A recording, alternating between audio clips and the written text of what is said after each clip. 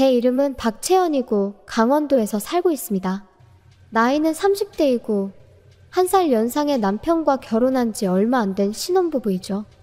제 신혼생활은 시댁에서 시작되었어요. 시댁에는 시어머니와 시할머니가 살고 있습니다. 동거하게 된 이유는 남편이 고령의 어머니와 할머니를 그냥 둘 수 없다며 동거를 강력히 희망했기 때문이죠. 시할아버지는 오래전에 돌아가셨고 시아버지도 우리가 결혼하기 1년 전에 돌아가셨어요. 이 집의 절대 권력자는 시할머니로 시어머니도 거역할 수 없는 분이죠. 시할머니는 처음 만났을 때부터 남편에게 참 예쁜 며느리를 넣어뒀다며 앞으로 사이좋게 지내자 라며 매우 호의적으로 대해주셨어요. 시어머니도 제가 일하는 걸 아시니 집안일을 분담하자고까지 말씀하셨고요. 그 말에 따라 저는 청소와 빨래를 담당하고 요리는 시어머니에게 부탁하게 되었어요. 시할머니도 가끔 저녁을 만들어주시는데 정말 맛있어요. 다음엔 시할머니에게 요리를 가르쳐 달라고 약속도 했고요. 하지만 그 약속은 지켜지지 않았습니다. 건강하셨던 시할머니가 집 계단에서 발을 헛디뎌 넘어지셨어요. 다리가 골절되었고 나이를 생각하면 앞으로는 휠체어 신세를 져야 할 것 같다고 했어요. 시할머니는 가족에게 간병을 맡길 수 없다며 시설로 들어가겠다고 하시고는 마음에 드는 시설을 골라 시댁에서 나가셨어요. 시할머니가 나가서 외롭다고 생각한 건 저뿐이었던 것 같아요. 시어머니는 시할머니가 나가자 속이 뻥 뚫린다고 큰 소리로 말씀하셨거든요. 남편은 이런 일들에 무관심하다고 해야 하나? 특별히 신경 쓴다는 느낌은 들지 않았습니다. 그리고 다음 날부터 제 생활에 큰 변화가 생겼어요. 우선 시어머니가 분담하던 요리를 더 이상 하지 않으셨어요. 평소에는 아침에 일어나면 맛있는 된장국 냄새가 났었는데 오늘은 그렇지 않았어요. 시어머니가 오늘은 늦잠을 잔 건가? 그렇게 생각했는데 그건 제 착각이었어요. 오늘부터 요리도 며느리가 하도록 해. 나는 이제 집안일에서 손 뗄 거니까 나는 이 집에서 며느리로서 헌신해왔어. 이 정도 했으면 이제 손 떼도 되지 않겠어? 다정다감하다고 생각했던 시어머니가 변하신 거죠. 직장 생활하면서 시어머니가 만족할 정도로 집안일을 한다는 건 정말 힘들었어요. 지금까지는 불평 없던 청소나 빨래에 대해서도 불평을 하기 시작했어요. 그리고 온갖 불평불만과 더불어 급기야는 사적인 물건들까지 버리려고 하셨어요. 물론 제가 물건이 많은 건 맞긴 하지만 제 허락도 없이 버리는 건 말도 안 되잖아요? 눈치가 보여서 스스로 물건 정리도 좀 했고 정말 필요한 물건만 남겨두기로 했어요. 이제 시어머니가 마음대로 치우지 못하겠지? 라고 생각했는데 보관해놨던 액세서리가 점점 줄어드는 거예요. 남편에게 물어봐도 잘 모른다는 대답만 했고요. 그런데 며칠 후 시어머니가 제 액세서리를 착용하고 계신 걸 봤어요. 그 액세서리 제 것 아니냐고 물었더니 시어머니가 제 물건들이 정리 안 돼 있는 것 같아서 자기가 정리 좀 해줬다며 버리기에는 아까워 보여서 자기가 쓰기로 했다고 웃으며 말하는 거예요. 저는 웃음 뒤에 의도가 있다는 게 느껴졌어요. 본인이 원하는 걸 뺏기 위해 거짓말로 포장을 하는 거죠.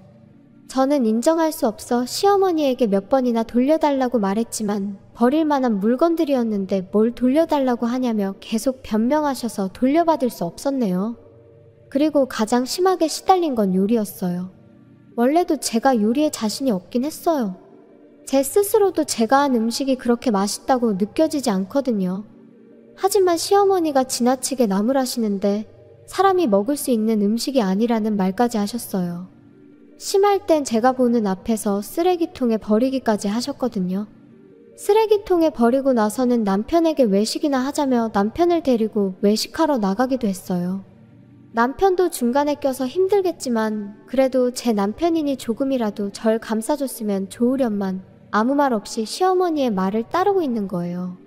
그리고 외식을 가기 전에 저만 들리도록 엄마가 싫어하거나 엄마 입맛에 안 맞을 만한 음식은 만들지 말라고 작게 중얼거리며 나갔고 혼자 남겨진 저는 남은 음식을 쓸쓸히 먹을 수밖에 없었어요. 오히려 평소보다 더 잘 만들어서 맛이 없지 않았는데 속상했습니다. 그렇게 시어머니와 남편에게 무시당하던 나날이 계속되고 있을 때 제 일상 속 힐링은 시할머니를 만나러 가는 것이었어요. 제 부모님은 멀리 살고 계셔서 자주 찾아뵙지 못하고 유일하게 시할머니에게만 집에 대해 이야기를 할 수 있었거든요. 시할머니와 이런저런 이야기하다가 제가 만든 음식을 시어머니가 버리기도 한다는 이야기를 솔직히 말씀드렸더니 저보다 더 화를 내주셨어요. 정성 들인 음식을 함부로 버리면 벌 받는다며 도대체 무슨 생각으로 그런 말들을 하는지 이해할 수 없다고 화내주신 거죠. 그리고 제 편을 들어주지 않는 남편도 함께 욕해주셨어요. 저보다 더 화내주시는 시할머니를 만나니 힐링되는 기분이었습니다. 그리고 시할머니께서 가장 자신있고 다들 맛있어하는 요리들을 알려주시겠다며 제게 레시피를 받아 적으라고 하셨고 저는 5개 정도의 요리를 받아 적었어요. 모두 쉽게 만들 수 있는 요리였고 너무나도 감사했어요. 그날 저녁에 저는 시할머니가 알려준 레시피로 바로 만들어 보았어요. 시어머니는 조금 놀란 듯한 표정을 지으며 맛있다고 하셨어요. 시할머니가 해주시던 맛과 비슷하다며 너무 맛있게 드셔서 시할머니에게 감사함을 느꼈어요. 그렇게 몇 달이 지나니 청소나 빨래로 잔소리 듣는 일도 거의 없어지고 요리도 점점 자신감이 붙어 나름 맛있다는 평도 받기 시작했어요. 나름대로 인정을 받는구나 하며 스트레스가 점점 줄어갈 무렵 저는 조금씩 또 다른 문제들을 느끼기 시작했어요. 그건 제가 시어머니에게 말을 걸어도 대답을 해주시지 않는 거예요. 그건 남편도 마찬가지였어요. 제가 어떤 질문을 해도 대답을 하지 않거나 싫다고만 하는 원론적인 대답만 하더라고요. 전혀 제 이야기를 듣고 있다는 느낌을 받을 수 없었어요. 그런 상태가 일주일이 지나고 나서야 저는 비로소 깨달았어요. 지금 내가 무시당하고 있구나. 투명인간 같은 존재가 된 거구나. 저는 반발심에 집안일도 대충 하고 바닥에 쓰레기도 흙 뿌려놓고 무언의 시위를 했어요. 저를 그저 가정부로만 취급하는 걸 절대 용납할 수 없었거든요. 이 일을 몇 번이나 시어머니에게 상담도 해봤지만 그때마다 그런 건 스스로 해결하라고 하더라고요. 저는 뾰족한 해답을 찾지 못한 채 무시당한 지 1년이 지나가 버렸어요. 요즘은 있어도 그만, 없어도 그만인 투명인간 같은 취급에 완전 익숙해져 있어요. 왜 이혼하지 않고 계속 사는지 저도 잘 모르겠지만 아마도 이 나이에 이혼녀가 되는 게 두려웠던 것 같아요. 저는 그런 와중에도 시할머니를 만나러 가는 일은 계속했어요. 눈치 빠른 시할머니는 분명 제가 뭔가를 숨기고 있다는 걸 알고 계시겠지요. 하지만 제가 말하기를 기다리시는 건지 특별히 물어보시는 건 없으셨어요. 매번 제가 가지고 간 과자를 둘이서 먹고 잡담을 나누며 즐거운 시간을 보내는 게 다였거든요. 그리고 지금도 가끔 시할머니가 직접 알려주는 레시피를 받기도 합니다. 하지만 시어머니도 남편도 아무런 반응을 보이지 않아 두 사람의 반응을 시할머니에게 전할 수 없는 것이 너무 아쉬웠어요. 오늘은 시할머니의 레시피 중 남편이 굉장히 좋아했던 요리를 만들었는데 늘 그렇듯 아무런 반응도 없고 1년 전만 해도 맛있다고 했는데 그런 생각을 하다 보니 어느덧 시간은 자정이 되었어요. 내일을 위해 잠을 자야겠다고 생각하고 물 한 잔 마시고 자려고 부엌으로 향했는데 아니나 다를까 쓰레기통에서 불이 난 거예요. 얼른 물을 뿌리자 싶어서 큰 그릇에 물을 가득 담아서 뿌렸는데 불길이 사그라지지 않았어요. 이러다 큰일 나겠다 싶어 뛰쳐나가야겠다는 생각이 들어 저는 남편과 시어머니에게 가려고 했어요. 하지만 어차피 무시당할 게 뻔한데 라는 생각이 문득 들더라고요. 그래서 저는 두 사람에게 알리지 않고 혼자서 뛰쳐나왔어요. 그리고 밖으로 나가자마자 119에 전화를 했어요. 소방관이 금방 올 거라고 했지만 이웃 주민들에게 불이 났다고 알려주며 돌아다녔어요. 소방차는 5분도 채 안 돼서 왔고 곧바로 화재 진압을 시작했어요. 저는 집안에 아직 2명이 있다는 것도 알려줬어요. 그동안 저를 무시하던 두 사람에 대한 제 나름대로 배려라고 생각해 주셨으면 하네요. 먼저 부엌에서 가까운 방에서 자고 있던 시어머니가 구조되었어요. 시어머니의 얼굴에 큰 화상을 입은 걸 볼 수 있었어요. 그 다음에는 작은 방에서 자고 있던 남편이 구조됐어요. 연기를 많이 마신 탓인지 휘청이고 있었지만 눈에 보이는 큰 화상은 없어 보였어요. 어쩌면 뜨거운 공기를 많이 마셔 목에 화상을 입었을지도 모른다는 생각이 들었고 두 사람 모두 구급차에 실려 인근 종합병원으로 옮겨졌어요. 저는 어떻게 해야 할지 고민됐지만 화재가 진압되는 걸 지켜보기 위해 그 자리에 남아있기로 했어요. 그리고 시할머니에게 불이 났다고 문자를 보내놓았고요. 불은 1시간 후에 완전히 꺼졌어요. 시댁은 불에 탔지만 이웃집으로 옮겨붙지 않아 다행이었어요. 그런데 도대체 왜 불이 난 걸까? 저는 계속 생각해봤어요. 쓰레기통에서 불이 난 건 확실해 보였거든요. 혹시 저는 의심 가는 게 하나 떠올랐는데 그건 금연한다고 생각했던 남편이 다시 담배를 피울지도 모른다는 거였죠. 게다가 들키지 않으려고 밤에 몰래 피고 쓰레기통에 꽁초를 넣은 게 문제였던 것 같아요. 소방관들에게도 남편이 담배를 피운다는 걸 알려줬고요. 다음 날 드디어 저는 시어머니와 남편이 있는 병원으로 향했어요. 시어머니는 역시나 뺨에 큰 거즈를 붙이고 있었는데 분명 화상을 입은 것 같았어요. 남편은 여기저기 작은 화상은 있었지만 시어머니처럼 눈에 띄는 화상은 보이지 않았어요. 남편이 입을 열었어요. 어떻게 너 혼자만 대피할 수 있어? 불이 났을 때 바로 알려줬으면 이렇게까지 다치지 않았을 거 아냐? 맞아. 내 얼굴에 큰 화상 자국이 남을지도 모른다는데 앞으로 어떻게 살아야 해? 이거 다 네 탓이야. 오랜만에 대화를 해보나 했는데 그저 저를 비난할 뿐이었어요. 저는 두 사람을 향해 이렇게 말했어요. 두 사람 다 절 평소에는 그렇게 무시하더니 내가 하는 말에 언제 신경이나 썼다고 그래요? 게다가 119 부른 건 저예요. 평소에 당신들을 생각하면 부르기도 싫었지만 불러준 것만 해도 고맙게 생각해요. 제 말이 끝나자 시어머니는 불이라고 했으면 무시하지 않았을 거라며 흉터 생기면 다 책임지라며 저를 절대 용서하지 않을 거라고 하더라고요. 시어머니는 1년 동안 쌓인 결과가 이거라는 걸 모르는 것 같았어요. 만약 입장 바꿔서 자기가 1년 동안 계속 무시당한다면 어떤 기분이 들지는 전혀 상상도 못하는 것 같기도 하고요. 시어머니는 아직 할 말이 많은 것처럼 보였지만 모두의 말을 끄는 건 시할머니였어요. 제가 보낸 문자를 보고 병원으로 오신 것 같았어요. 예상치 못한 인물의 등장에 시어머니와 남편은 당혹스러워 하더라고요. 시할머니는 시어머니와 남편에게 그동안 집에서 일어난 일에 대해 사과할 게 있으면 사과하라고 호통쳤지만 시어머니와 남편은 아무 일도 없었다며 사이좋다고 뻔뻔하게 대답하더라고요.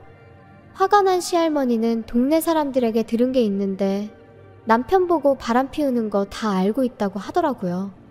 저를 무시하기 시작할 즈음부터 저보다 어린 여자와 바람 피우기 시작했던 거고 불륜으로 이혼하면 금전적인 문제가 생기니 저 스스로 이혼을 원하도록 투명인간 취급을 했다는 거였죠.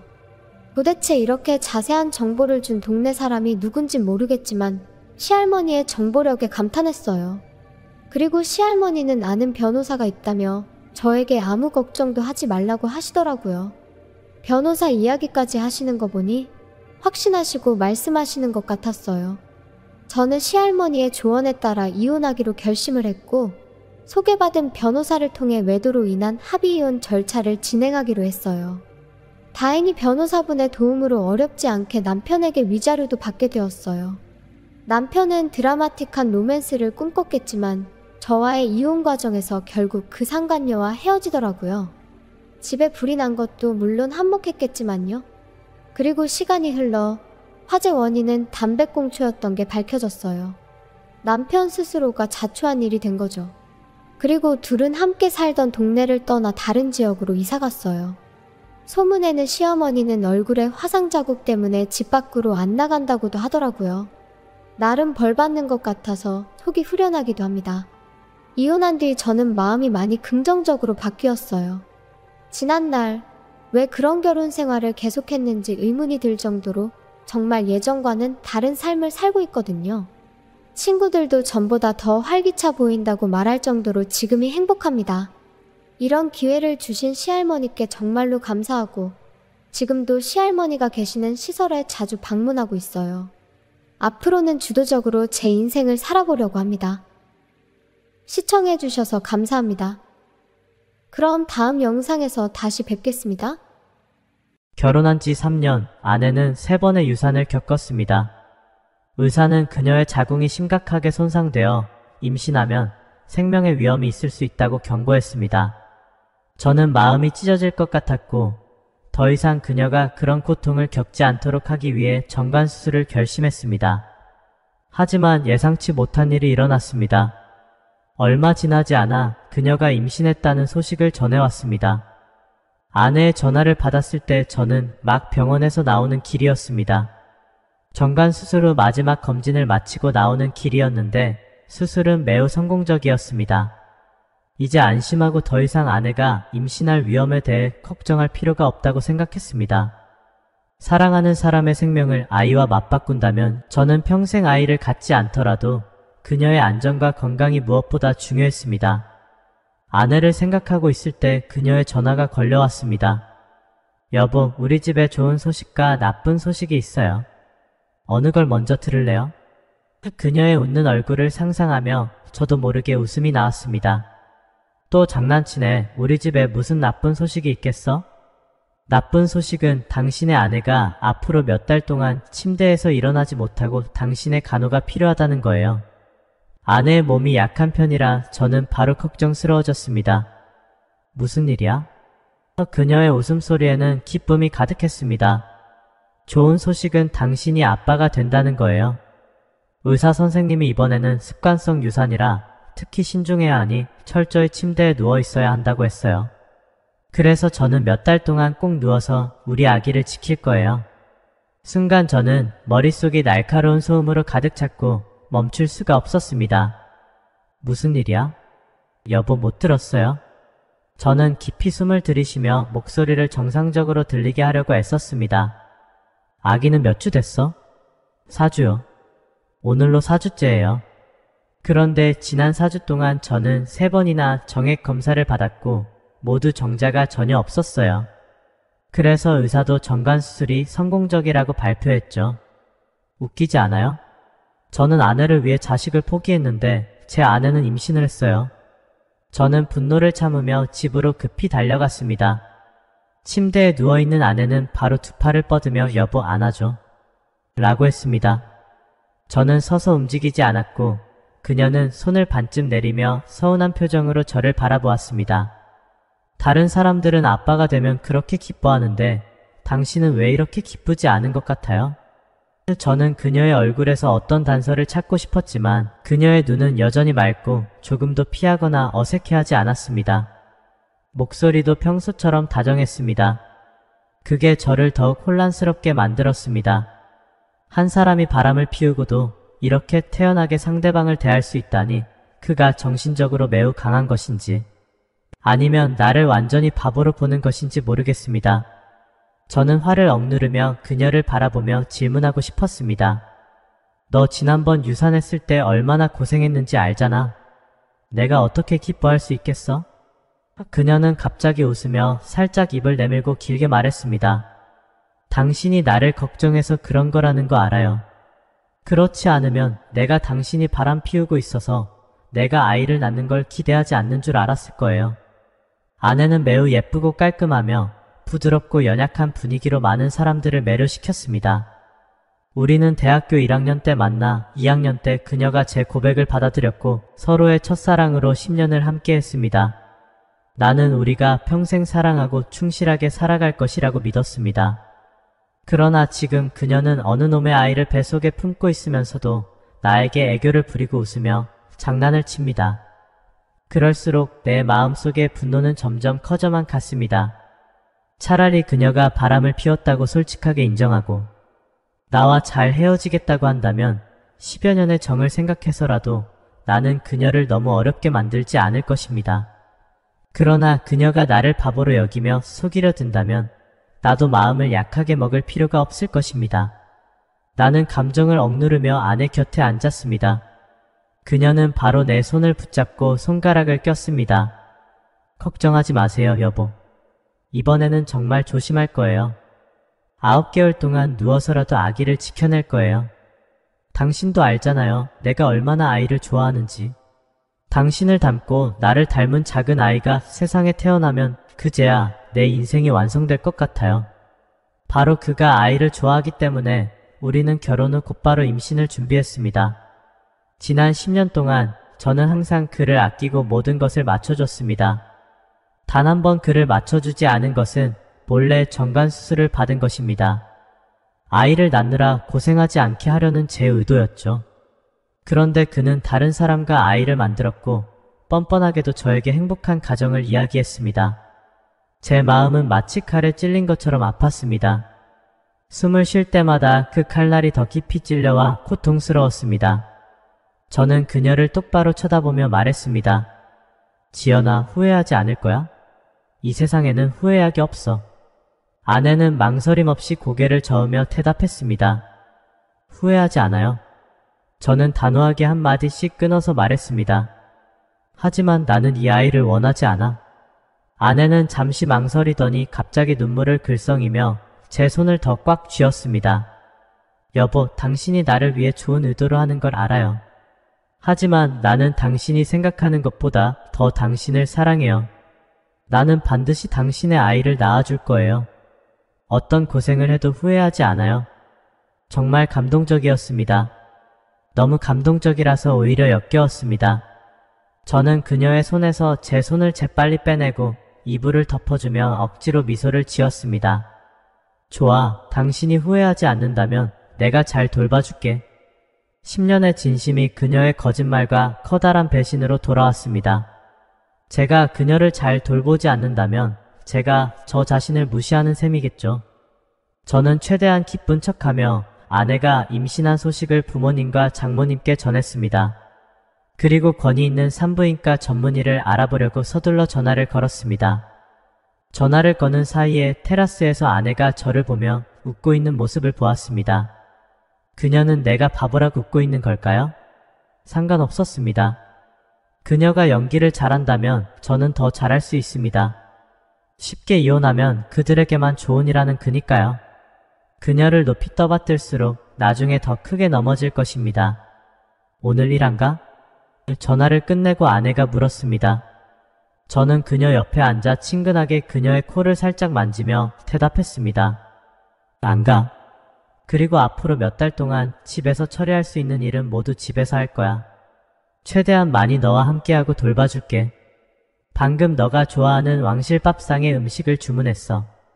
아직 임신 초기라 입덧이 없을 때 많이 먹고 몸을 건강하게 해야 나중에 아기와 함께 힘낼 수 있어. 왕실밥상? 송지연은 깜짝 놀랐습니다. 왕실밥상은 엄청 비싸고 배달도 안 해주잖아. 나는 웃으며 말했습니다. 너가 왕실밥상의 한정식을 좋아하니까. 네가 행복해지기 위해서라면 무슨 일이든지 해결해야지. 송지연은 입술을 살짝 깨물며 말했습니다. 여보, 정말 고마워 바보야. 내가 너를 위해 잘해주지 않으면 누구를 위해 잘해주겠어. 나중에 아기가 생겨도 너는 항상 내 마음속에서 첫 번째야. 송지연은 나를 바라보며 눈에 눈물이 맺혔습니다. 여보, 정말 고마워. 나는 말했습니다. 그냥 한 끼 식사일 뿐인데 그렇게 감동할 일이야? 나는 그녀의 눈물을 닦아주며 웃었습니다. 여보가 나에게 잘못한 일이 있어서 내가 이렇게 잘해주니까 미안해지는 거 아니야? 그녀는 눈을 꾹 누르며 손으로 나를 살짝 때렸습니다. 무슨 소리를 하는 거야? 서로 절대 배신하지 않고 다음 생에서도 함께하기로 약속했잖아. 왜 의심하고 화를 내는 거야? 나는 속으로 차갑게 웃으며 생각했습니다. 네가 그 약속을 기억하다니.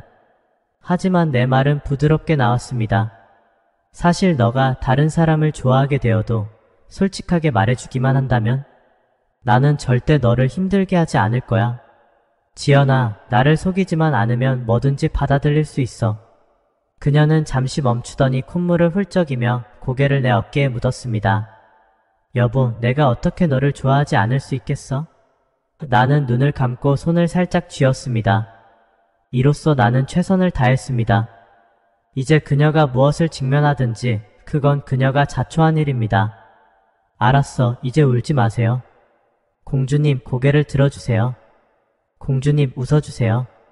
그녀는 내 가슴에 얼굴을 비비며 눈물을 멈추고 웃음을 지었습니다.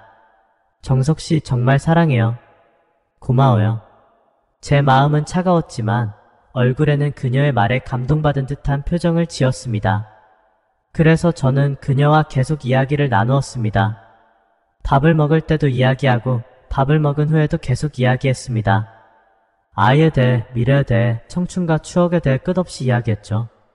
그녀가 결국 지쳐서 눈을 뜰 수 없을 정도로 피곤해질 때까지 말입니다.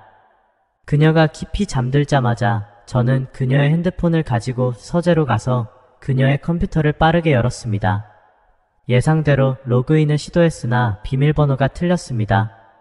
우리 두 사람의 핸드폰, 컴퓨터, 심지어는 SNS 계정의 비밀번호도 전부 우리의 생일과 기념일을 조합한 것이었습니다. 그녀는 진정한 사랑이라면 서로에게 비밀이 없어야 한다고 말했었죠. 저는 그 말을 지켰지만 그녀는 그 말을 배신하고 말았습니다. 저는 차갑게 웃으며 슈퍼 관리자 권한으로 비밀번호를 해독했습니다. 송지연은 첫 임신 이후로 직장을 그만두고 집에서 몸을 돌봤습니다. 그녀의 사교활동 범위는 매우 좁았고 거의 매일 집에서 책을 읽거나 드라마를 보았습니다.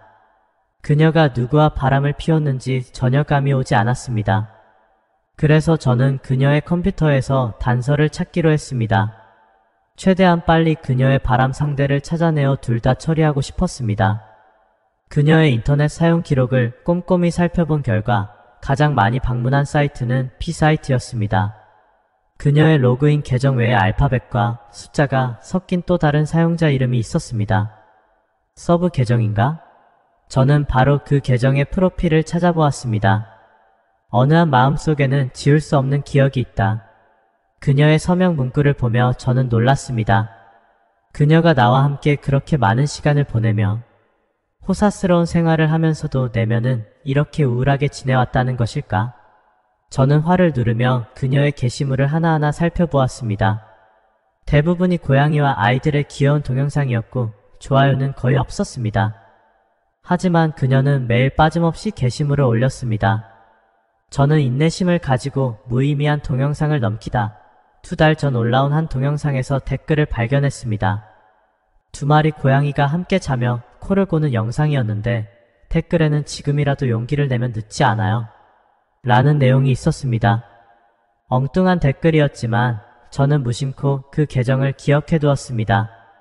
올해 설날 즈음에 올라온 게시물까지 살펴보다가 그녀가 남긴 글을 보게 되었습니다.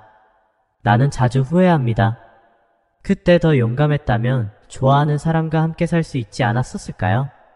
나는 송지연의 첫사랑이었기 때문에 그녀가 도대체 언제부터 나를 배신하고 함께하고 싶어 했던 사람이 생긴 것인지 궁금했습니다. 그리고 그 사람이 뒤에서 은밀하게 응원하며 부추기는 모습을 보니 손이 떨렸습니다. 댓글을 단 계정의 프로필 사진이 송지연과 커플 사진이었음을 확인했을 때 나는 그들의 프로필 사진을 보며 그녀가 낮에 했던 말들이 떠올랐습니다. 나는 당신이 생각하는 것보다 더 당신을 사랑해요. 정석씨, 나는 정말로 당신을 사랑해요. 이 말을 생각할수록 나는 구역질이 났고 화가 치밀어 올랐습니다. 후회한다고? 좋아, 당신이 후회하게 만들어줄게. 다음날 아침, 저는 아침 식사를 송지연의 침대 옆으로 가져가서 조심스럽게 그녀를 먹이고 세수와 양치도 도와주었습니다. 그녀는 나를 끌어안으며 웃었습니다. 여보, 정말 나를 이렇게 돌봐줄 작정이에요? 어제 장난으로 한 말인데. 그런 영광이라면 기꺼이 받아들이지. 나는 웃으며 그녀를 바라보았습니다. 아참, 오늘 아침에 장모님한테 전화해서 당신을 돌봐달라고 부탁드렸는데 장모님은 지금 지수를 돌봐야 해서 당장은 못 온다고 하네요. 지수는 송지연의 여동생입니다. 그녀는 공무원 시험을 준비 중입니다. 내 말을 듣자 송지연의 미소가 희미해졌습니다. 그래서 우리 엄마가 와서 당신을 돌봐줄 거예요. 괜찮죠? 회사 일이 있어서 전부 놓을 수가 없어요. 최근에 큰 프로젝트를 맡아서 신경 쓸 일이 많아요. 송지연은 고개를 끄덕였습니다.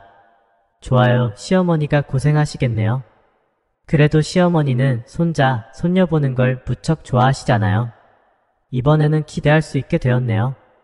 나는 웃으며 말했지만 마음은 쓰렸습니다. 부모님이 손주를 얼마나 바라시는지 알지만 아내의 건강을 위해 아이를 가지지 않기로 결심했었습니다. 부모님이 실망하시더라도 아내를 위해서는 그렇게 하는 것이 맞다고 생각했습니다. 부모님이나 아내가 괴로워하지 않도록 모든 책임을 제가 지려고 했습니다. 아내 송지연은 어머니의 편애로 인해 어릴 때부터 많은 상처를 받았기 때문에 저는 그녀를 더욱 아끼고 싶었습니다. 그녀에게 가장 따뜻한 가정을 제공하고 어떤 가정의 스트레스나 불행도 없게 하려 했습니다. 하지만 그녀는 그럴 자격이 없었습니다. 얼마 지나지 않아 어머니는 큰 짐을 들고 집에 오셨습니다. 어머니는 송지연의 손을 잡고 애정을 가득 담은 눈으로 그녀를 바라보았습니다. 전에는 너희가 일부러 임신을 알리지 않아서 경험이 부족해 몸을 상하게 했잖아. 그때 정말 마음이 아팠어. 이번에는 우리에게 알려줬으니 마음 편히 지내. 엄마가 있으니 너와 아이 모두 안전할 거야. 송지연은 웃으며 말했습니다. 어머님 고마워요. 정말 수고 많으세요. 바보 같은 소리 하고 있어. 수고는 내가 하는 거지. 넌 아무 걱정 말고 매일 즐겁게 지내기만 하면 돼. 내가 잘 돌볼 테니까. 네, 감사합니다. 가족끼리 무슨 감사 인사를 해? 그리고 휴대폰은 몸에 가까이 두지 마. 이건 태아에게 안 좋아. 특히 너는 임신이 어려우니까 우리는 어떤 위험도 남겨두면 안 돼. 하지만 어머니 매일 누워있으면 너무 지루할 거예요. 어떻게 지루하겠어? 내가 같이 이야기해 줄게. 뭐든지 얘기하고 싶으면 얘기해. 그리고 많이 자야 해. 그러니까 휴대폰은 몰수야. 엄마는 곧바로 송지연의 휴대폰을 가져갔습니다. 송지연은 얼굴이 안 좋아지며 나를 바라봤습니다. 그녀는 도움을 청하는 눈빛을 보냈습니다. 나는 웃음을 참으며 말했습니다. 휴대폰 없이 어떻게 아이 아빠랑 연락하려고요? 걱정하지 마요. 엄마 말이 맞아요. 그리고 휴대폰 화면이 작아서 드라마 보는 것도 힘들잖아요. 차라리 컴퓨터로 투영해서 보는 게 낫지 않을까요? 아내는 의아해하며 물었습니다. 컴퓨터 방사선이 더 강한 거 아니에요? 아니야, 컴퓨터가 더 약해. 나는 그녀에게 눈짓을 보내며 신호를 보냈습니다. 엄마가 컴퓨터도 못 쓰게 하면 어떡해요? 엄마는 늘 내 말을 믿었습니다. 알겠어요. 남편 말 들어야죠. 송지연은 웃으며 고개를 끄덕였습니다. 나는 엄마가 신경 쓰지 않는 틈을 타서 송지연의 귀에 속삭였습니다. 휴대폰으로 할 수 있는 일은 컴퓨터로 다 할 수 있어요. 전화도 걸 수 있으니까 아예 휴대폰을 꺼서 엄마가 잔소리하지 않게 해요. 송지연은 고개를 끄덕이며 엄지를 치켜세웠습니다. 나는 조용히 미소 지었지만 그녀는 이미 내가 친함정에 빠진 것을 알지 못했습니다. 나는 인내심이 많지 않아 최대한 빨리 이 일을 끝내고 싶었습니다. 그녀와 그 남자를 함께 복수하고 싶었습니다. 점심을 함께 먹은 후 나는 회사에 일이 있다고 핑계대며 서둘러 집을 떠났습니다. 나는 일을 처리하면서 동시에 송지연의 컴퓨터를 주시했습니다. 예상대로 송지연의 컴퓨터가 곧 온라인 상태가 되었습니다. 왜냐하면 나는 그녀의 컴퓨터에 모니터링 소프트웨어를 설치했기 때문입니다. 나는 네트워크 보안을 전문으로 하는 일을 합니다. 창업한 지 6년 만에 회사는 이미 업계에서 유명세를 얻었습니다. 다양한 해커의 침입을 막고 복잡한 보안 문제를 해결할 수 있는 능력이 있습니다. 그래서 어떤 네트워크에 침입하는 것은 매우 쉬운 일이었습니다. 내 업무는 많은 기밀사항을 다루기 때문에 나는 평소에 아내에게는 업무에 대해 거의 이야기하지 않았습니다. 그래서 그녀는 내가 컴퓨터 분야에서 일한다는 것만 알고 있었지 구체적으로 무엇을 하는지는 몰랐습니다. 나는 매일 머리를 싸매고 열심히 돈을 벌어 그녀를 호강시키고 아름답고 귀한 공주처럼 살게 했습니다. 그러나 그녀는 그 행복을 당연하게 여기고 감사할 줄 몰랐습니다. 나는 화면을 주시하며 그녀가 B사이트의 서브 계정에 로그인하는 것을 지켜보았습니다. 수많은 읽지 않은 메시지들이 나를 충격에 빠뜨렸습니다. 지연아, 왜 갑자기 헤어지자고 하는 거야? 나는 정말로 너 없이는 살 수 없어. 그리고 너와 이정석의 생활에 전혀 영향을 주지 않을 것을 약속할게. 다시는 그런 상처 주는 말을 하지 마. 임신은 좋은 일이야. 너의 이야기를 들었을 때 나는 정말 기뻤어. 우리 지연이가 낳은 아기는 분명히 가장 똑똑하고 예쁠 거야. 그런데 너는 그 아기가 정말 이정석의 아이라고 확신하는 거야? 만약 우리 아이라면? 지연아, 화내지 마. 나는 그저 너를 너무 사랑할 뿐이야. 너가 임신한 걸 알게 된 후로 아무 일도 손에 잡히지 않고 온통 너 몸 상태가 걱정됐어. 이정석이 너에게 잘해주지 않을까 봐 걱정돼. 너도 이정석이 대충대충하고 세심하지 않다고 늘 말했잖아. 그런데 왜 나와 헤어지려고 하는 거야? 임신 기간은 매우 힘들 거야. 너는 내가 옆에 있어줘야 해. 우리가 매일 이야기만 해도 괜찮아. 너가 보지 말라고 하면 절대 방해하지 않을게. 다만 헤어지지 말자, 응? 지연아, 어젯밤 왜 내 메시지에 답하지 않았어? 걱정됐어. 어젯밤 잠은 잘 잤어? 오늘 아침 너가 좋아하는 찹쌀떡을 사러 갔다가 네 집 근처 도로에서 오래 머물렀어. 몇 번이나 참지 못하고 너를 보러 갈 뻔했어. 이정석이 출장 갔으면 꼭 너를 안아주고 싶어. 너가 너무 걱정돼, 지연아. 앞으로 10달 동안 넌 큰 고생을 할 텐데 하지만 난 너와 함께하지 못해. 이 비밀 공간에서 너 답변을 간절히 기다릴 수밖에 없어. 내 전화와 카톡은 항상 켜져 있어. 너가 나를 보고 싶으면 언제든 연락해. 사랑해, 지연아. 나는 거의 아침밥을 토할 뻔했습니다. 이건 뭐하는 짓이야? 순진한 척하는 쓰레기 남자가 다른 사람의 아내를 탐닉하면서 자기 자신을 낭만적인 연인으로 착각하다니. 게다가 이정석, 내 이름을 함부로 부르다니 정말 참을 수 없었습니다. 나는 분노로 뼈가 삐걱거릴 정도로 이를 악물었습니다. 그가 바람을 피우는 동안 혼자 속상해했던 나는 이제 그 명백한 증거를 보며 폭발할 것 같은 분노와 파괴 충동을 느꼈습니다. 내가 출장 중에도 그녀를 생각했던 모든 날들은 그녀는 쓰레기 같은 남자와 함께 비밀 공간이라는 곳에서 크짓거리하는 날들이었습니다. 만약 내가 정관 수술을 해서 송지연의 임신을 의심하지 않았더라면 그녀가 이렇게 나를 속이며 더러운 일을 벌이고 있다는 것을 상상도 못했을 겁니다. 그녀는 어떻게 바람을 피우면서도 한편으로는 나와 달콤한 모습을 유지할 수 있었을까요? 정말 역겹습니다. 나는 목덜미를 잡아당기며 깊게 숨을 들이쉬었습니다. 최대한 냉정을 찾으려 애썼습니다. 곧 송지연의 마우스가 메시지들 사이에서 이리저리 움직이는 것이 보였습니다. 정말 불쌍한 척하는 커플이 따로 없습니다. 나를 유머없고 대쪽 같은 직진남이라 했으니 이 두 사람을 지옥으로 보내줘야겠다는 생각까지 들었습니다. 화가 난 눈으로 송지연이 쓰는 답장을 지켜보았습니다. 그녀의 답장은 나를 더욱 분노하게 만들었습니다. 이 아이는 정석의 아이야. 나는 확신해. 이정석은 나를 많이 사랑해. 그는 이혼할 수 없고 그를 상처받게 하면 안 돼. 동훈씨, 내가 배신했다고 생각해. 우리 사이의 모든 아름다운 순간을 마음속 깊이 묻어버려. 내가 너에게 2억 원을 회사 계좌로 보낼게. 너의 따뜻한 보살핌에 감사해. 좋은 삶을 살아. 나는 항상 너를 축복할 거야. 송지연은 메시지를 몇 번이나 고치며 결국 그렇게 답장을 보냈습니다. 나는 이를 갈며 화를 참았습니다. 내 피땀으로 번 돈을 그렇게 쉽게 남에게 주고도 눈 하나 깜짝하지 않는 그녀가 정말 어처구니 없었습니다.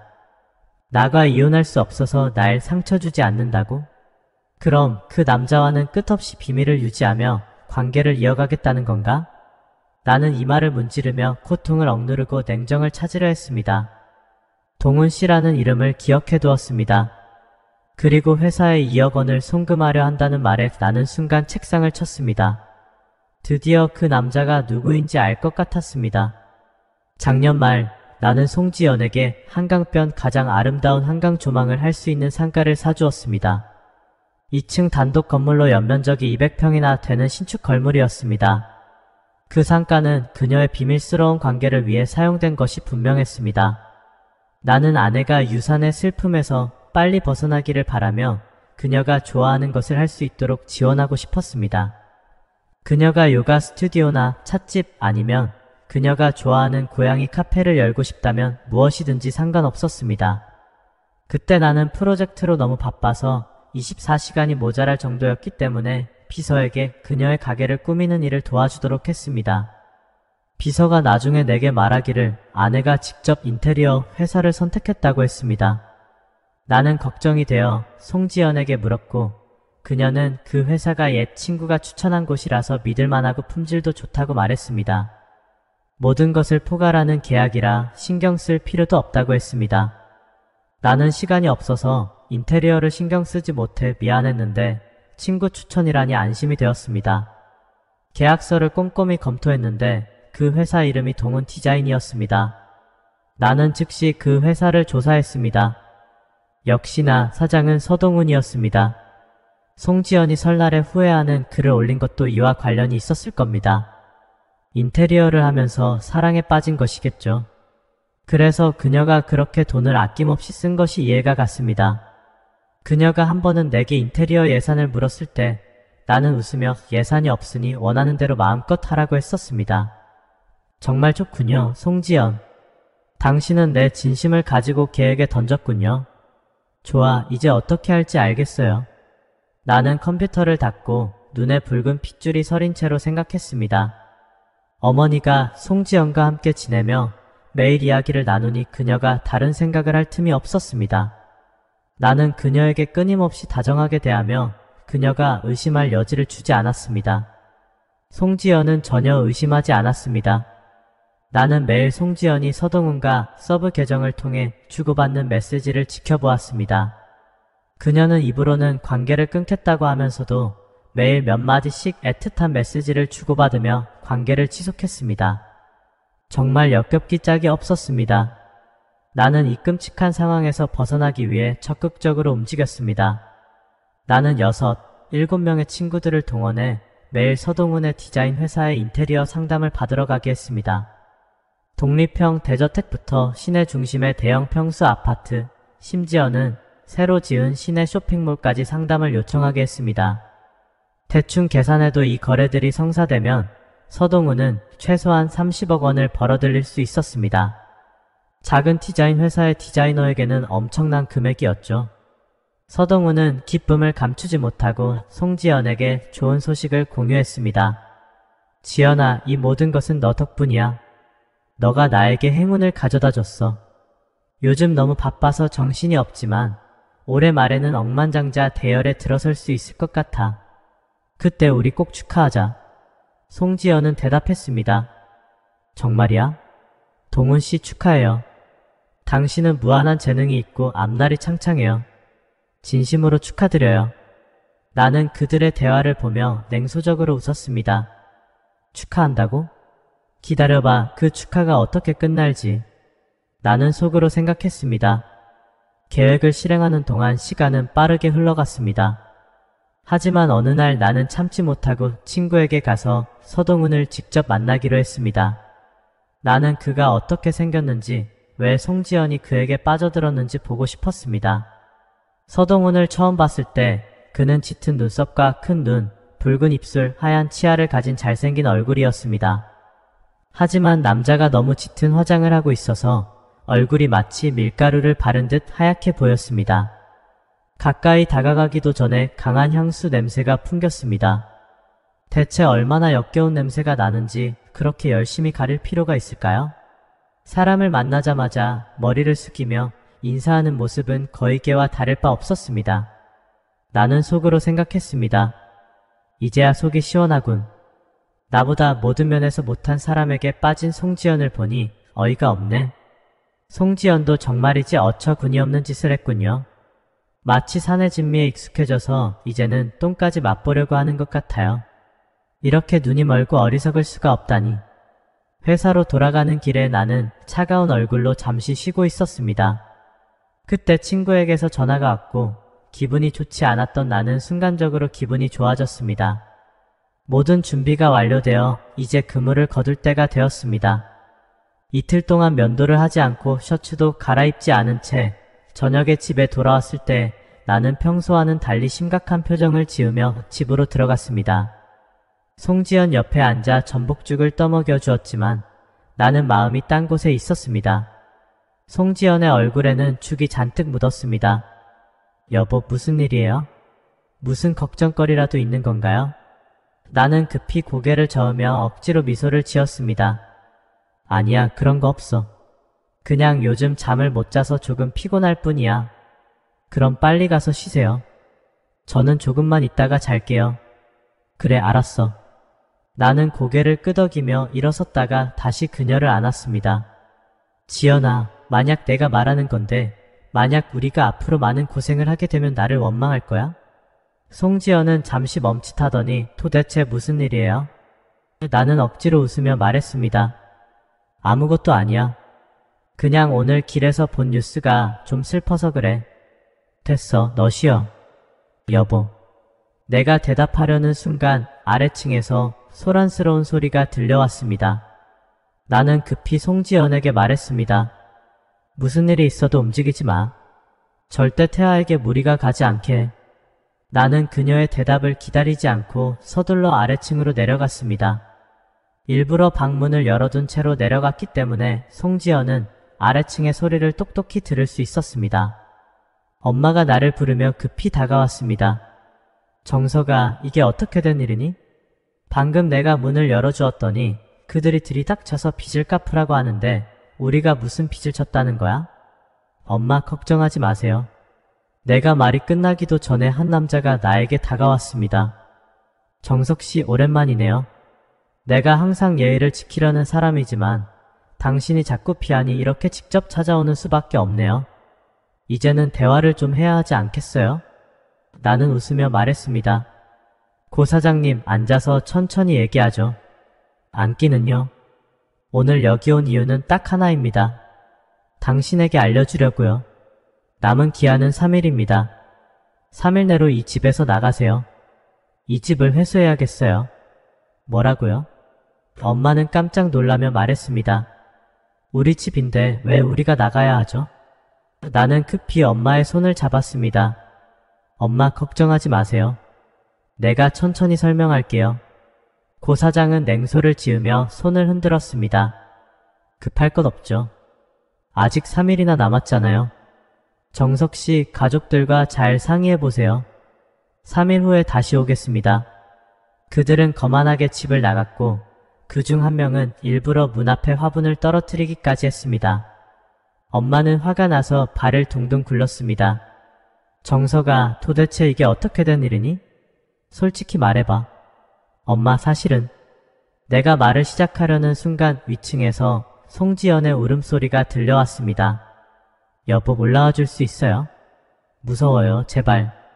나는 급히 위층으로 달려가서 그녀의 침대 옆에 앉아 그녀의 손을 꼭 잡았습니다. 걱정하지 마, 지연아. 별일 아니야. 원래 너한테 걱정 끼치고 싶지 않았는데 고 사장이 여기까지 찾아왔어. 무슨 일이에요? 왜 우리 집이 그들에게 넘어가야 하죠? 그때 엄마도 방으로 들어와 걱정스러운 얼굴로 나를 바라보았습니다. 아들, 무슨 어려움이 있으면 우리 가족이 함께 극복하자. 아빠가 주식과 펀드를 꽤 가지고 있어. 내가 지금 전화해서 모두 팔게 할게. 최악의 경우 집까지 팔아서라도 너의 어려움을 해결할 수 있어. 나는 어머니의 눈이 붉어지는 것을 보았습니다. 엄마, 지연아, 나 정말 큰 문제가 생겼어. 나는 목소리를 낮추며 천천히 말했습니다. 우리가 새로 맡은 프로젝트에서 100% 성공할 것이라 확신했기 때문에 투자자와 리스크 계약을 맺었어. 하지만 최근 몇 년 동안 경제 상황이 좋지 않아서 기대했던 수익을 전혀 달성할 수 없었어. 내가 할 수 있는 모든 방법을 동원했지만 소용없었어. 이제 계약이 만료되어 몇백억 원을 물어줘야 해. 몇백억 원이라고? 어머니와 송지연은 거의 동시에 소리쳤습니다. 나는 고개를 끄덕이며 말했습니다. 집과 자산을 다 팔아도 모자라 회사까지 내놓아도 부족해. 설령 내가 나중에 다시 일어설 수 있다 해도 이 빚은 평생 동안 나를 짓누를 거야. 엄마, 아빠는 나 때문에 고통받지 않을 테지만 지연아에게 너무 미안해. 그녀는 지금 몸이 약한데 이런 문제까지 생겨서 나와 함께 두려움과 고통을 겪게 했어. 나는 정말 지연이를 떠날 수 없어. 하지만 방법이 없어. 이 일로 인해 내 머리카락이 절반이나 하얗게 새어버렸어. 나는 말하면서 모자를 벗었습니다. 며칠 전에 일부러 염색한 흰머리가 눈에 띄었습니다. 송지연은 입을 막고 눈물을 흘렸습니다. 어머니는 서둘러 그녀를 안으며 말했습니다. 지연아, 울지 마. 너는 감정 기복이 가장 위험하잖아. 걱정하지 마. 엄마, 아빠가 있어. 우리가 아직 젊어서 너희를 도울 수 있어. 나는 벽에 머리를 대고 절망적으로 고개를 숙였습니다. 정서가, 그러지 마. 남자답게 행동해. 어머니가 갑자기 날카로운 목소리로 외쳤습니다. 나는 깜짝 놀라 정신이 번쩍 들었습니다. 빚을 지면 어때? 대단한 일도 아니야. 나는 내 아들을 믿어. 몇백억 원이든 수천억 원이든 투자금을 다시 끌어올 수 있을 거야. 우리가 힘을 합쳐 이 어려움을 극복하면 반드시 좋은 날이 올 거야. 나는 어머니의 단호한 눈빛을 보며 코끝이 찡해졌습니다. 엄마, 몇백억 원의 빚을 감당하는 건 투자를 끌어오는 것만큼 쉽지 않아요. 닥쳐. 포기하지 않으면 못 해낼 일이 없다. 너는 송지연과 너의 장모님을 끌어들이는 게 걱정이잖아? 내가 방법이 있어. 들어볼래? 나는 고개를 끄덕였고 송지연도 눈물을 닦으며 고개를 끄덕였습니다. 말해보세요, 어머님. 어머니는 깊이 한숨을 쉬며 송지연의 손을 꼭 잡았습니다. 부부가 함께 빚을 지는 것은 법적으로 피할 수 없어. 그리고 내 몸은 지금 충격과 스트레스를 받아서는 안 돼. 하지만 만약 너희가 이혼한다면 정석의 빚은 너와 상관이 없게 돼. 송지연은 놀란 눈으로 어머니를 바라보며 말했습니다. 이혼이요? 어머니는 단호하게 고개를 끄덕였습니다. 엄마는 너희 둘이 사랑하는 걸 알아. 하지만 법적으로만 이혼해서 너가 빚과 스트레스에서 벗어나도록 하는 거야. 정석이 어려움을 이겨내면 바로 재혼하면 돼. 너희는 이미 아이도 있으니 가족이 헤어질 수는 없잖아. 너가 우리 집에 있어도 좋고 너희 집으로 가도 좋아. 우리가 잘 돌볼게. 아이를 낳고 나면 모든 게 나아질 거야. 너는 몸을 잘 챙기고 우리 아들이 이 어려움을 이겨낼 수 있도록 믿어줘. 시간이 걸릴 거야. 하지만 기다리지 못하면. 어머니는 잠시 말을 멈추며 눈물을 삼켰습니다. 너가 다른 사람을 좋아하게 된다면 엄마는 너를 힘들게 하지 않을게. 어머니, 무슨 말씀을 하시는 거예요? 송지연은 울면서 말했습니다. 저는 정석 씨를 싫어할 수 없어요. 우리가 함께한 10년 동안 저는 항상 그를 사랑했어요. 좋은 아이야. 나는 너를 믿어. 그럼 내 말을 따라줘. 이게 너와 우리 손자에게 가장 좋은 방법이야. 그리고 그들은 3일밖에 시간을 주지 않았어. 그 후에 무슨 일을 벌일지 모르니 내가 조금 이기적일 수도 있어. 하지만 엄마는 어렵게 손자를 기다렸어. 손자가 다치지 않게 하고 싶어. 우리 내일 아침에 가서 이혼 절차를 밟자, 어때? 송지연은 눈물 가득한 눈으로 나를 바라보았습니다. 나는 무겁게 고개를 끄덕였고 몸을 돌려 벽에 기대어 흐느꼈습니다. 엄마 말대로 하자. 당신이 힘을 내야 해. 난 당신을 믿어. 나는 어깨를 들썩이며 얼굴을 가리고 웃음을 참느라 애썼습니다. 이혼 절차가 생각보다 훨씬 순조롭게 진행되고 있었습니다. 나는 송지연을 너무 보호한 나머지 그녀가 깊이 생각하는 능력을 잃었는지 아니면 그녀 본래가 어려움을 함께 이겨낼 사람이 아닌 것인지 고민했습니다. 아니면 서동훈의 최근 성공이 그녀에게 자신감을 준 것인지 모르겠습니다. 한쪽은 성공가도를 달리는 부유한 사람이고 다른 쪽은 빚에 시달리는 불확실한 미래를 가진 사람이니 선택은 명백했을 것입니다. 결국 송지연은 쉽게 나와 이혼하겠다고 했습니다. 이로써 나는 내 재산을 한 푼도 주지 않고 그녀는 기쁘게도 감동한 채 이혼 증서를 받았습니다. 나는 그녀를 진심으로 걱정하는 척하며 말했습니다. 지연아, 몸조리 잘하고 아이와 함께 건강하게 지내. 나는 아마도 앞으로 1년간은 연락할 수 없을 거야. 미안해. 그렇게 말하지 마요, 정석씨. 당신이 힘내야 해. 나와 아이는 당신을 기다리고 있을게요. 좋아, 그렇게 하자. 나는 그녀의 휠체어를 밀며 집으로 향했습니다. 어머니는 집을 정리하러 돌아갔습니다. 오늘은 일단 너희 집으로 데려다 줄게. 며칠 내로 엄마가 와서 너를 돌볼 거야. 송지연은 눈썹을 찌푸리며 자신의 부모 집으로 돌아가는 것을 꺼리는 듯 했지만 결국 고개를 끄덕였습니다. 그럼 어머님이 빨리 와서 나를 데려가야 해. 나는 속으로 웃으며 생각했습니다. 기다려라. 아마 너는 이번 생에는 기다려도 안 올 거야. 이혼이 이렇게 순조롭게 진행된 것은 나의 뛰어난 연기력을 발휘한 어머니 덕분이었습니다. 나는 얼마 지나지 않아 송지연의 불륜 사실을 부모님께 알렸고 어머니는 이를 참아내며 그녀 곁에서 연기를 했습니다. 결국 송지연을 속여 이혼을 성공시켰습니다. 지연아, 나는 뒤를 돌아보고 웃음을 참을 수 없었습니다. 정말 감성적인 사람이군요. 바보 같으니라고 스스로 얼굴에 먹칠을 하다니. 서동훈은 송지연을 깊이 바라보고 있었고 송지연은 당황한 표정으로 내 소매를 잡았습니다. 여보, 나는 그녀의 손을 가볍게 놓고 서동훈을 바라보았습니다. 어젯밤 송지연이 잠든 후 나는 서재에서 일하는 척하면서 그녀가 서동훈에게 급히 보낸 메시지를 보았습니다. 동훈씨, 남편이 큰 문제에 빠졌어. 투자 협약에서 몇백억을 잃었고 집과 재산을 다 팔아도 빚을 갚을 수 없어.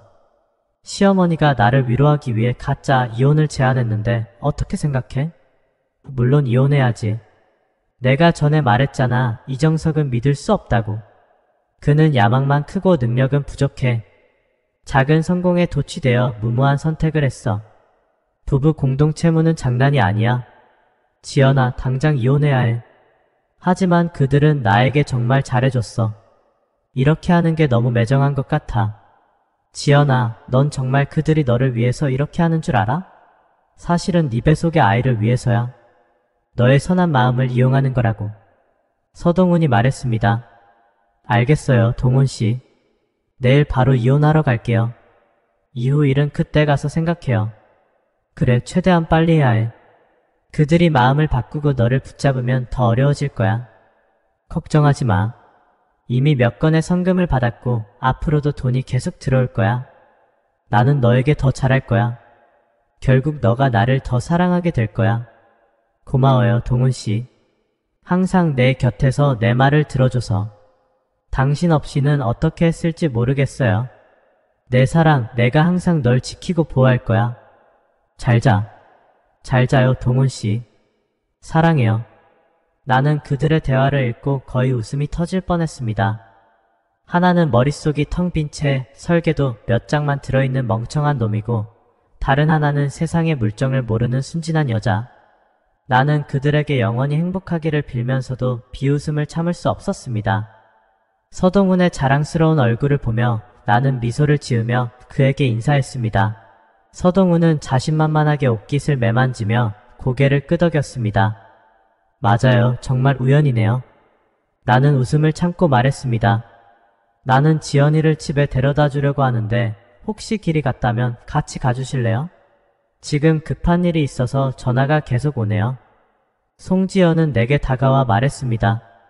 여보, 급한 일이 있다면 먼저 가세요. 서 디자이너는 나와 잘 아는 사이예요. 전에 아파트 인테리어를 도와준 사람이에요. 그러니 그가 날 데려다 줄 수 있을 거예요. 좋아, 그럼 부탁할게요. 나는 송지연을 서동훈에게 맡기고 떠났습니다. 걸어가면서도 뒤를 돌아보며 송지연에게 말했다. 절대 나에게 다시 연락하지 마. 그녀는 고개를 힘껏 끄덕였습니다. 알겠어, 걱정 마. 나는 차에 올라타며 웃음을 참지 못하다가 스스로를 꼬집어 웃음을 참았습니다. 그러던 중 친구에게서 전화가 다시 걸려왔습니다. 정서가 그쪽 떠났어? 언제 그물을 거둘지 말해줘. 나는 웃음을 참으며 굳어버린 입가를 문지르며 서동훈의 차가 멀어지는 모습을 지켜보았습니다. 이번 주 안에 끝내자. 알았어, 너 말만 기다리고 있었어. 우리가 이놈을 반 죽여놓을게. 며칠 만에 서동훈의 디자인 회사는 파산했습니다. 내가 부른 친구들은 모두 수많은 사업 전쟁을 겪은 베테랑들이었습니다. 상업적 센스가 없는 서동훈 같은 사람을 상대하는 것은 그들에게는 마치 고양이가 쥐를 가지고 노는 것처럼 쉬운 일이었습니다. 각 회사의 대기업 대표들이 서동훈에게 높은 가격의 인테리어 계약을 제안하고 소액의 성금을 지불했습니다. 그런 다음 그들은 서동훈을 술자리로 초대해 그의 자존심을 부추기고 허황된 미래를 그리게 했습니다. 서동훈은 이런 대기업 대표들의 칭찬에 도취되어 현실 감각을 잃고 말았습니다. 그는 충성을 다하고 재능을 인정받기 위해 대금을 받지 않고 고가의 자재를 대량 구매해 공사를 시작했습니다. 모든 자재는 고급스러운 것들로 그에게 큰 비용을 들게 했습니다. 결과적으로 계약을 어긴 몇몇 대표들은 위약금을 지불하지 않았고 서동훈은 거액의 자재비를 감당할 수 없게 되었습니다. 처음에 나는 이렇게 머리가 나쁜 사람이 어떻게 회사를 운영할 수 있었는지 궁금했습니다. 친구가 조사한 결과 서동우는 과거에 한 돈 많은 사모님의 스폰을 받아 그 자금으로 회사를 시작했다는 것을 알게 되었습니다. 그 여성은 서동훈에게 자금을 제공한 후 갑자기 암으로 사망했고 서동훈은 그 돈과 자유를 얻었습니다. 그는 빈 껍데기 같은 머리로 회사를 운영하며 돈 많은 여성들을 계속 유혹해왔습니다. 마침 송지연이 그의 덫에 걸린 것입니다. 정말 아이러니한 상황이었습니다. 이제 나는 이 멍청한 커플을 영원히 함께 있게 해주었군. 정말 완벽하고 평온한 나날들이야. 얼마 지나지 않아 송지연이 울먹이며 나에게 전화를 걸어왔다. 여보, 지금 어디야? 응, 무슨 일이야? 여보, 내 아이가 없어졌어. 서동훈이 잘 돌보지 않았구나. 여보, 뭐라고? 무슨 소리야? 송지연은 깜짝 놀라며 말을 더듬었습니다. 나는 계속 우리 부모 집에 있었어. 엄마도 나를 데리러 오지 않았고 전화도 받지 않아. 알았어, 송지연. 이제 그만 연기해. 너와 서동훈의 일이야 다 알고 있어. 그 아이는 그의 아이야. 나에게 와서 울지 마. 우리 이미 이혼했잖아. 잊은 거 아니지? 전화 건너편은 잠시 침묵이 흘렀고 갑자기 송지연이 울부짖었습니다. 이정석, 너 일부러 나를 속였지? 나는 웃음을 참으며 말했다. 이제 알았어? 너무 늦었지. 그럼 너 빚진 것도 거짓말이야? 너 일부러 나를 벌주려고 한 거지, 그렇지? 정말 너무해, 이정석. 우리가 10년을 함께 했는데 이렇게 날 속이다니. 너는 모르겠지만 내 자궁이 절제되었어. 이제 난 평생 아이를 가질 수 없어. 나는 차갑게 대답했다. 그래서 어쩌라고? 송지연은 울면서 말을 이어갔습니다. 그 아이는 서동훈이 없애버렸어. 사업에 실패하자 나를 때리고 화풀이를 했어. 나에게 재수없다고 말했어. 정석씨, 우리가 그래도 부부였잖아. 나를 위해 복수해줘야지. 나는 웃음을 참지 못했다. 너희가 그렇게 깊이 사랑했다며? 미안하지만 나는 그냥 직진남이라 너희 감정 놀이에는 끼어들지 못해. 이정씨. 송지연의 울음소리는 점점 약해졌습니다. 내가 전화를 끊으려 하자 그녀는 갑자기 말했습니다. 여보, 내가 잘못했어. 그때 당신은 항상 일에 바빴고 나는 너무 외로웠어. 서동훈과는 딱 한 번뿐이었어. 그날은 아파트 디자인 얘기를 하다가 술이 과해서 그랬어. 내 의지가 아니었어. 그가 강제로. 그 이후로 나는 그를 피했어. 아이는 정말 당신의 아이야. 나를 용서해줘. 당신만을 사랑해. 나는 차갑게 웃으며 대답했습니다. 송지연, 나는 너를 위해 정관수술까지 했어. 너는 모르지? 송지연의 울음소리는 갑자기 멈췄습니다. 나는 다시 웃음을 터뜨렸습니다. 내가 컴퓨터를 다루는 사람이라는 걸 잊었어? 너 컴퓨터에는 비밀이 하나도 없어. 너가 부끄러운 줄 알면 다시는 연락하지 마. 전화를 끊기 직전 송지연의 처절한 울음소리가 들려왔습니다. 그녀는 자신이 자초한 결과에 울고 있었습니다. 나는 그녀를 블랙리스트에 추가하며 생각했습니다. 이제 그녀가 어떻게 되든 나와는 상관없는 일입니다. 전화를 막 끊고 나니 엄마가 활기차게 방으로 들어왔습니다. 와, 이 녀석아. 이리 와서 이웃집 이모의 딸을 한번 봐봐. 마음에 드니? 또 시작이군요. 송지연과 헤어진 후 엄마는 매일같이 나에게 새로운 여자를 소개하려 했습니다. 하지만 지금은 그런 마음이 전혀 없습니다. 엄마, 이제 좀 그만해요. 나는 지금 그럴 생각 없어요. 몇 년 후에나 생각해 볼게요. 최소한 정관수술 회복 기간은 지나고 나서요. 나는 엄마와 나란히 창밖을 바라보며 말했습니다. 시간 좀 주세요. 나중에 손주 손녀를 한꺼번에 안겨드릴게요. 엄마는 내 말을 듣고 고개를 돌려 나를 바라보며 팔을 가볍게 쳤습니다. 사실 나는 너를 재촉하는 게 아니야. 다만 내가 아직도 과거에 얽매여 있을까봐 걱정돼서 그래. 10년 동안의 감정이 쉽게 사라지지는 않겠지만 새로운 시작이 가장 좋은 치유법이야. 이해하니? 나는 엄마의 어깨를 감싸 안고 한참 동안 침묵했습니다. 그러다 갑자기 말했습니다. 엄마, 내가 영화 한 편 투자할까요? 엄마가 연기하면 분명히 여우주 연상도 받을 수 있을 것 같아요. 엄마는 잠시 멍하니 있다가 내 팔을 꼬집으며 웃었습니다.